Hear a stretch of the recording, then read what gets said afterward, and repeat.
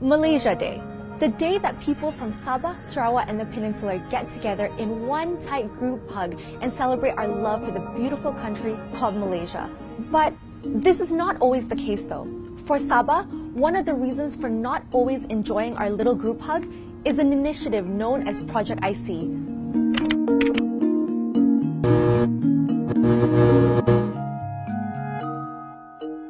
We all know the story. In 1963, the government of Malaya invited Sabah, Sarawak, and Singapore to come together and form Malaysia. The agreement was that all parties would be equal partners in this new nation. There's also language that acknowledges each partner's unique cultural heritage, from having no official state religion to personal choice over their official language. But as it turns out, government policies often did not reflect this agreement. One policy, known as Project IC, drastically re-engineered Sabah's population. From the 60s to early 2000s, Sabah's population grew by 300%. When compared with other states, the anomaly is unmissable. It wasn't just net population numbers that changed. The composition changed drastically too. The percentage of Muslims in Sabah as registered in the 1960 census was at 37.9%, with non-Muslims making up the majority at 62.1%. According to the 2010 census, Muslims are now the majority at 65.4%. Suspicions arose in the 90s with NRD officers being arrested under the ISA specifically over their involvement in issuing various documents to illegal immigrants. These documents included MyCard receipts, and IMM13 cards. Then, in 1999, the election results for the Likas constituency was nullified after thousands of dubious names were found on the electoral vote, and Sabahans started demanding answers. In 2012, a good decade and some years later, a Royal Commission of Inquiry, RCI, was formed to investigate the claim. It was chaired by Tan Sri Steve Shim, the former Chief Judge of Sabah and Sarawak, and spanned 18 months, with over 300 witnesses brought forward. Details started to emerge showing that from the 1970s, identity cards were issued en masse to non-citizens, most of whom were recent migrants or refugees. In 2013, the RCI came to a conclusion. It was found that Project IC was more likely than not to have happened, to some extent validating that there was a population engineering program that had taken place. There was this excess of people who were undocumented. They were irregular by way of status. They probably didn't have any visa. Most probably came into the country illicitly. And so they came to Sabah because, first of all, there's a huge cultural proximity. People who lived in Mindanao, for example, they share very strong cultural ties with people who are living in the east coast of Sabah. There's a lot of political stability compared to what was going on in Mindanao in the 1970s. There was this sort of historical belief that the east coast of Sabah belonged to that. Project IC happened in a space where they utilized the people that were already there. They didn't necessarily invite more people in.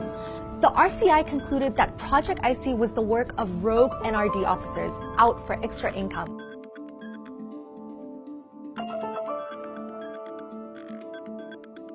But it did not, however, make any claims or refute whether it was a top-down directive. The report did not set out to find guilty parties. Resultantly, no legal actions have been taken against any complicitors. While the inquiry did not mention any political motivations behind Project IC, the political party that benefited most from this changed demographic was clearly UMNO. They joined the Sabahan political fray in 1994, campaigning in what was essentially a re-engineered demographic. They subsequently won their first ever election in Sabah after some defection from the opposition party. For the first 3 decades of its rule, Sabah politics was very unstable. Almost every 10 years you had a new government. And also in the 1980s, Parti Bersatu Sabah took power. And the federal government didn't like it because they saw Parti Bersatu Sabah as a Christian government. The main point of Project IC was to make Sabah a Muslim majority state, and therefore, in terms of the voting pattern, in terms of the seats in Sabah, after Project IC was implemented, the only outcome for any Sabah state government would be a Muslim majority government because the Muslim community had the largest number of seats in Sabah. Another reason for suspicion is the change in Sabah's census categories. This started in 1980, combining all indigenous ethnic groups and Malays under one category called Pribumi. In this peer-reviewed study, the author observed how census data had been manipulated to cover up for the process of documentary citizenship for the benefit of UMNO.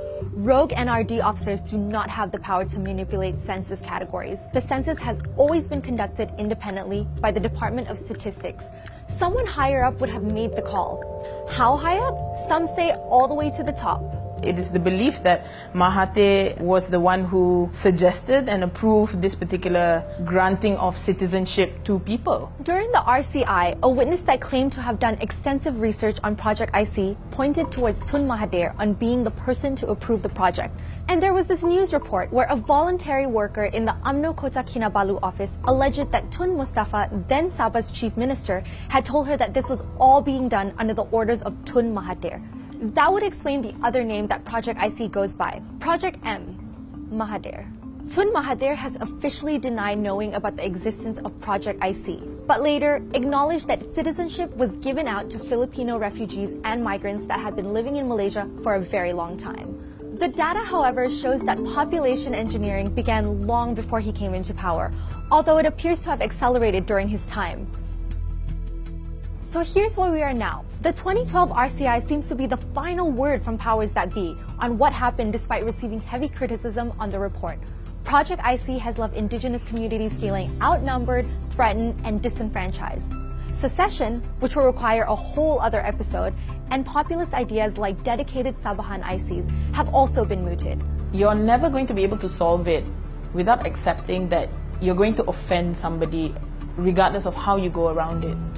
Because there's no happy or easy way to deal with the Sabah issue. The problem is the Sabah Project IC issue and the irregular migrant issue has been left alone for so long that it's sort of like it's weaved itself into a Sabah narrative that's so difficult to separate. The entire region of Borneo is a microcosm in itself, and before modern borders, migration across states were commonplace. The usual template of identity does not work in this situation. So in our annual group hug, let's not forget that our siblings have valid complaints about the power disparity that has only grown since that very first group hug.